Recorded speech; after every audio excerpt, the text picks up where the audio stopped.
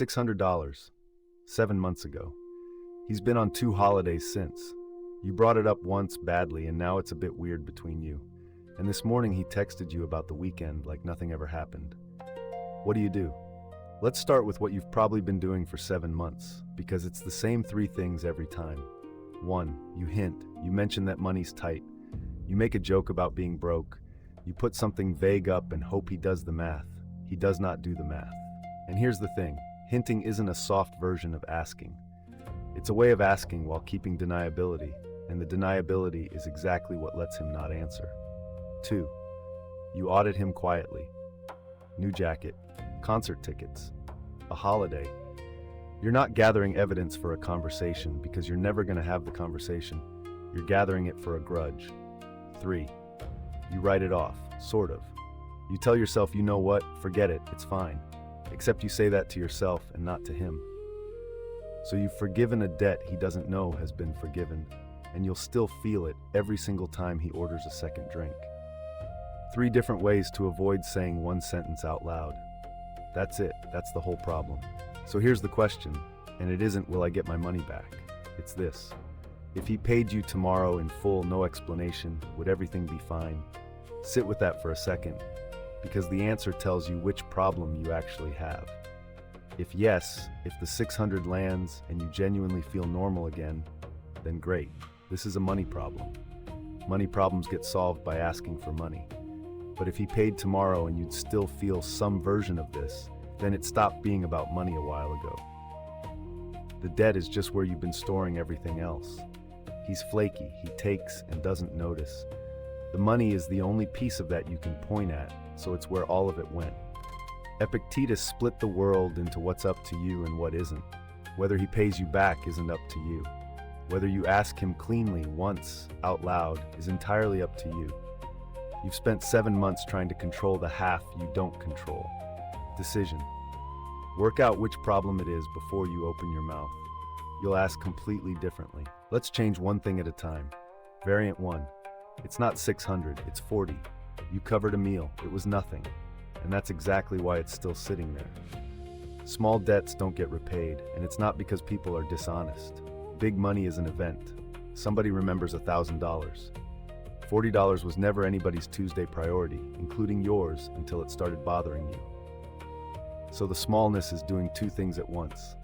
It's why he forgot, and it's why you feel ridiculous bringing it up. You've got 2 clean options and 1 bad one. The bad one is what you're doing now, which is carrying it silently. Option 1, let it go out loud, in your own head properly, not it's fine while still counting it. Option 2, ask like it genuinely doesn't matter, because it genuinely doesn't. Hey, did you ever send me that 40 for dinner?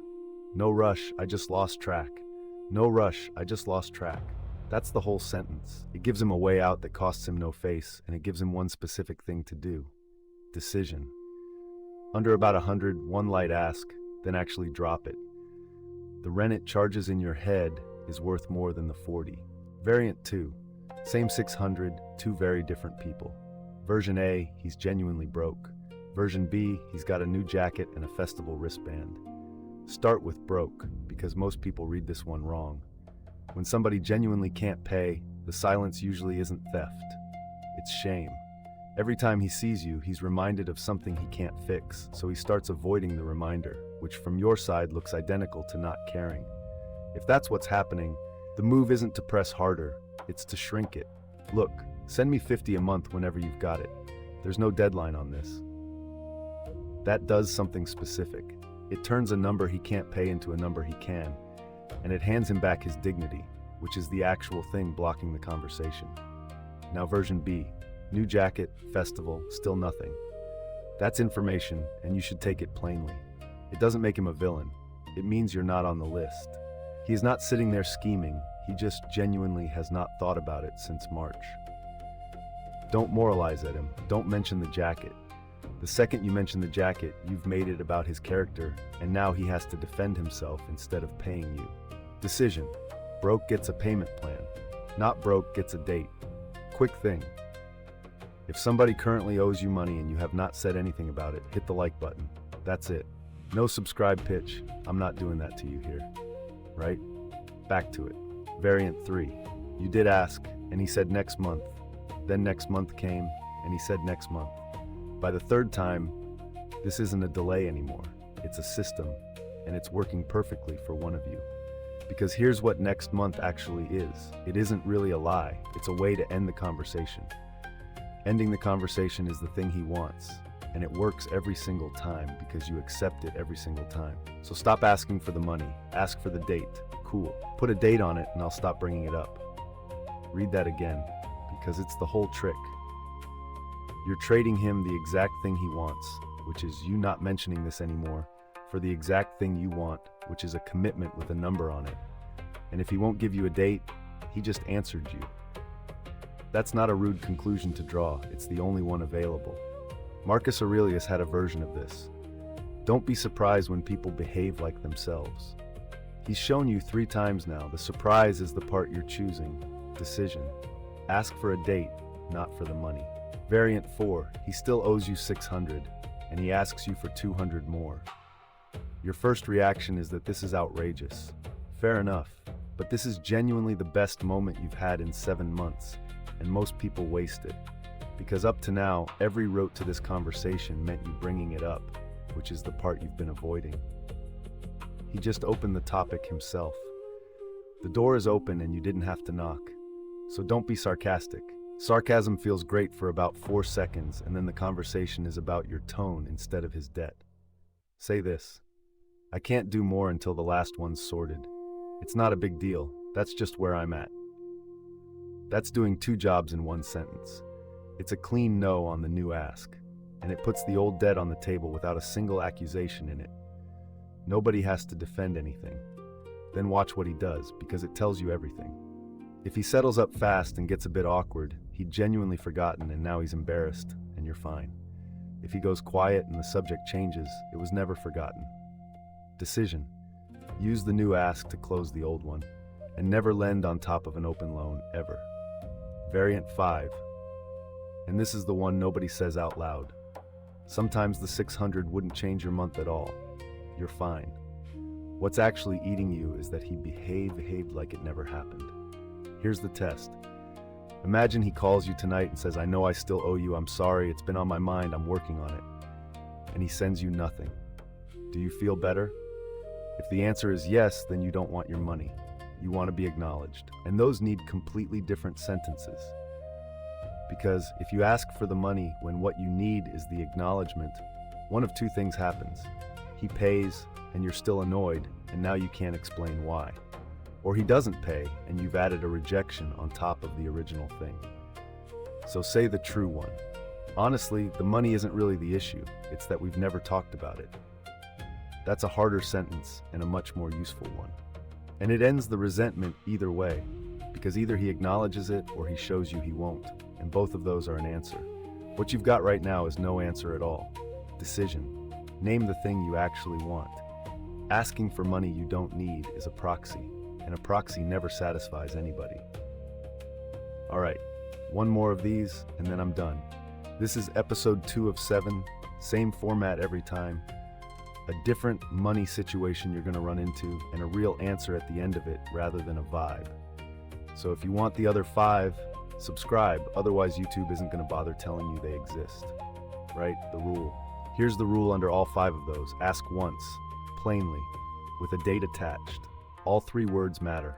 Once, because the second ask changes what you are. The first time you're a friend mentioning something.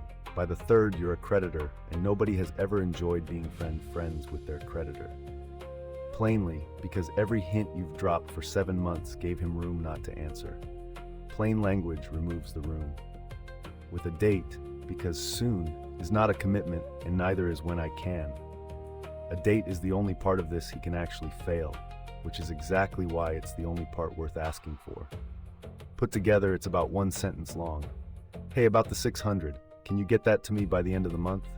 If that doesn't work, tell me what does. Then stop. Don't chase it. Don't follow up in 9 days with a friendly nudge. If it comes, it's finished. If it doesn't, then you just bought some real information about this friendship, and you paid $600 for it. Genuinely, that is not the worst trade you'll ever make. Some people pay far more than that and take a lot longer to find out. Seneca reckoned that complaining about ingratitude is close to complaining that people are people. He wasn't saying let everyone walk over you. He was saying that being owed a feeling on top of the money is a debt nobody can ever pay you. Now, where that rule stops working, two places. The first is size. One clean ask and then letting it go is a rule built for friendship money. $40, $600, the kind of number that stings and then stops. It is absolutely not built for $4,000 or rent or a car or anything with your name on a document. At that size, you're not managing a friendship anymore. You're managing an asset. That means it goes in writing, you keep the messages, you agree a schedule, and yes, small claims court exists, and it is not a betrayal to use it. Losing a friend hurts. Losing a friend and $4,000 hurts in two separate places. The second is when it's a pattern across your whole life. If you can name 3 people who owe you money right now, the common factor in those 3 situations is not those 3 people. That's not a criticism, it's just information. You're easy to borrow from and hard to pay back, and it's usually because you make it so comfortable. You wave it off at the time. You say don't worry about it, and you don't mean it. So nobody ever gets the signal that a real thing happened. The fix for that one isn't better chasing. It's upstream. Lend less, give more, and give smaller amounts you genuinely don't track. Decision. The size of the money decides the tool. Friendship money gets one clean sentence. Real money gets a document. So, 7 months, $600, 2 holidays, a text about the weekend. The answer is one sentence with a date in it, said once in plain language, and then genuinely let go of. And before you send it, work out which one you're actually after, the money or the acknowledgement. Because they need different sentences, and asking for the wrong one is why this has gone 7 months without resolving. The rest of it was never yours anyway, whether he pays, whether he feels bad, whether he tells the story about you accurately to other people. None of that was ever in your hands. The one sentence is, that part you can do today. All right, tell me in the comments, what's the longest you've had money out with somebody, and did you ever actually ask? Next one in this series, they ordered $300 of drinks, you had a salad, and the bill just landed in the middle of the table.